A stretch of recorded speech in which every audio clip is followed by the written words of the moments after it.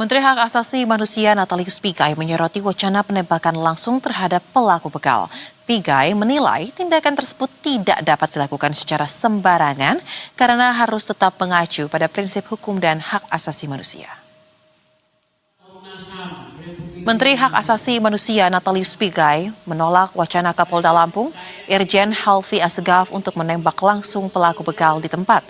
Pigai menegaskan menembak pelaku kejahatan di tempat adalah tindakan yang melanggar hak asasi manusia. Pernyataan itu disampaikan Pigai di Bandung Barat pada Rabu 20 Mei 2026. Menurut Pigai, tindakan aparat penegak hukum harus tetap berjalan sesuai dengan prosedur dan tidak mengesampingkan hak dasar seseorang termasuk terhadap pelaku tindak kejahatan. Pigai juga menjelaskan sesuai dengan prinsip hukum internasional, orang yang melakukan kekerasan termasuk teroris wajib ditangkap oleh aparat. Hal itu dinilai penting agar proses hukum dapat berjalan secara utuh.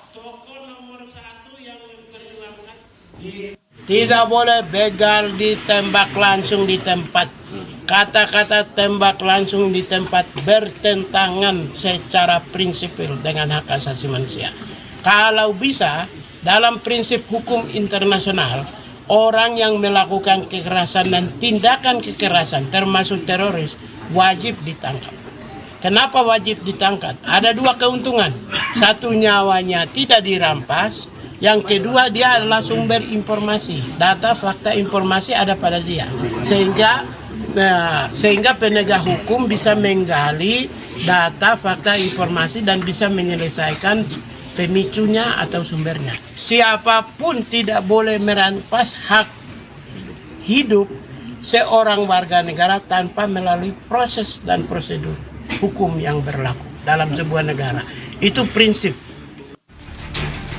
Wakil Ketua Komisi 3 DPR RI Ahmad Syaroni pada Senin 19 Mei lalu mengusulkan agar polisi mengambil tindakan tegas terhadap para pelaku pembegalan.